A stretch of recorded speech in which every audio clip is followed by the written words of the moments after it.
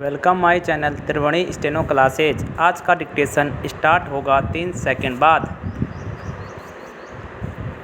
Start. सभापति महोदय, जिस भावना से मैंने यह बिल पेश किया है उसके महत्व को सरकारी और विरोधी पक्ष दोनों ने एक मत से अनुभव किया है कि देश में बेकारी की समस्या एक भयंकर रूप धारण कर रही है और इसके कारण हमारे देश का विकास, चाहे वह सामाजिक हो, आर्थिक हो या सांस्कृतिक हो, रुका हुआ है। पिछले 55 वर्षों से इसी परिस्थिति का निर्माण होते हुए हम देख रहे हैं।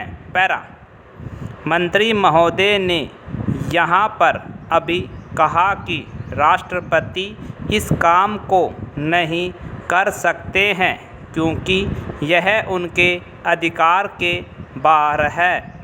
आप जब भी यह देखते हैं कि किसी राज्य में वहाँ की व्यवस्था, वहाँ का विकास ठीक नहीं हो रहा है तो उस राज्य में राष्ट्रपति का शासन लागू कर देते हैं। जब किसी राज्य में अराजकता फैल रही हो, विकास का काम समाप्त हो गया हो और वहाँ के नेता जिम्मेदारी से काम न करते हो तो वहाँ पर राज्यपाल का शासन लागू कर दिया जाता है।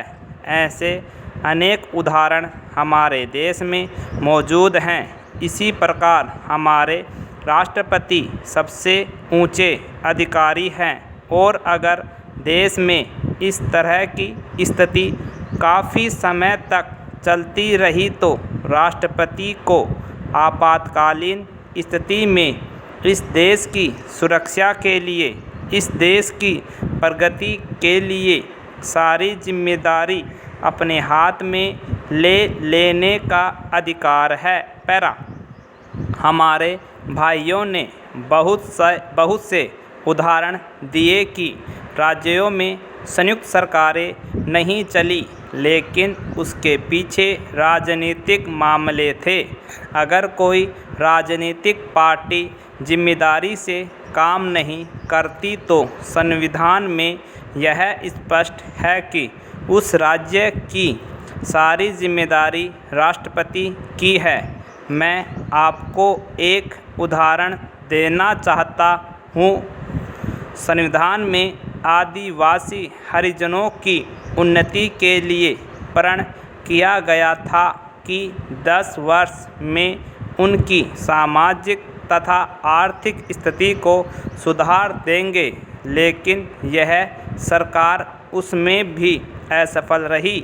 इस समय को 4 बार 10-10 साल के लिए बढ़ाया जा चुका है, लेकिन फिर भी उनकी आर्थिक और सामाजिक उन्नति नहीं हो रही है।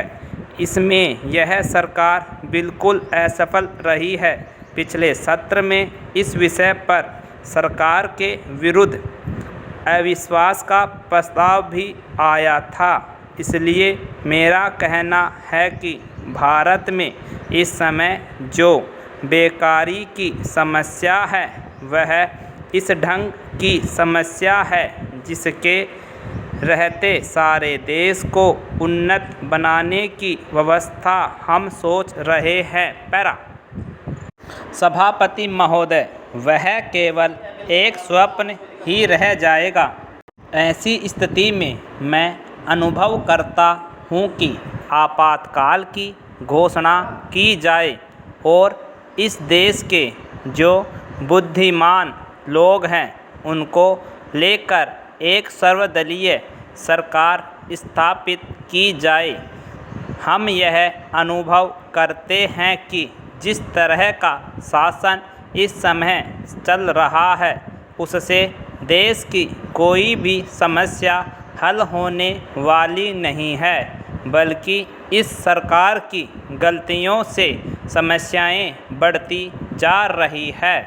राष्ट्र की आंतरिक सुरक्षा के विषय में जो बिल मंत्री महोदय ने प्रस्तुत किया है उस पर अब तक जितने भी भाषण हुए हैं उनको मैंने बड़े ध्यान से सुना है।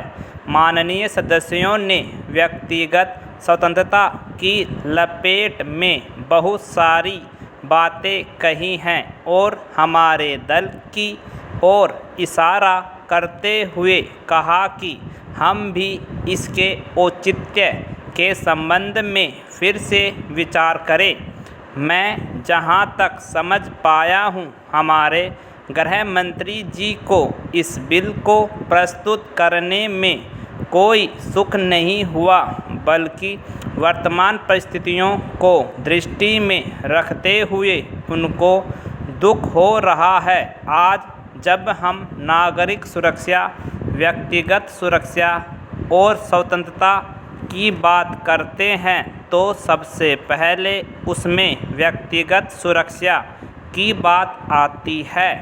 प्रत्येक नागरिक इस राष्ट्र की अपनी सत्ता में रहकर सुरक्षित रहना चाहता है। हमने इस बात की सुरक्षा अपने संविधान में दी है और हम यह आशा करते हैं कि राजनीतिक दलों में आपसी मतभेद होते हुए भी राजनीतिक मतभेद का आदर होना चाहिए। मतभेद होते हुए भी शांति और सुरक्षा बनी रहनी चाहिए। पैरा। माननीय सदस्य पूछते हैं कि ऐसी कौन सी असाधारण परिस्थितियां आ गई थी जिसके कारण आपको नज़रबंदी बिल लाना पड़ा। मैं आपसे कहना चाहता हूं कि क्या ही अच्छा होता यदि नेहरू जी की उस बात को जो उन्होंने लोकतंत्र के संबंध में बहुत वर्ष पहले कही थी आज भी स्मरण रखते। उन्होंने एक बार कहा था कि लोकतंत्र के संचालन और दायित्व निर्वाह में अगर किसी प्रधानमंत्री को बार बार पीछे मुड़कर देखना पड़े कि कोई छुरा तो नहीं भौंक रहा है, यह कोई अच्छी बात नहीं है। यदि ऐसी परिस्थितियां देश में पैदा हो जाएं, सांप्रदायिक दृष्टि से देश के विभिन्न स्थानों पर सांप्रदायिक दंगे हो रहे हो, उनका सामना करते हुए यदि हम जनता को सुरक्षा दे सके तो फिर किसी बिल की आवश्यकता नहीं है। कंप्लीट।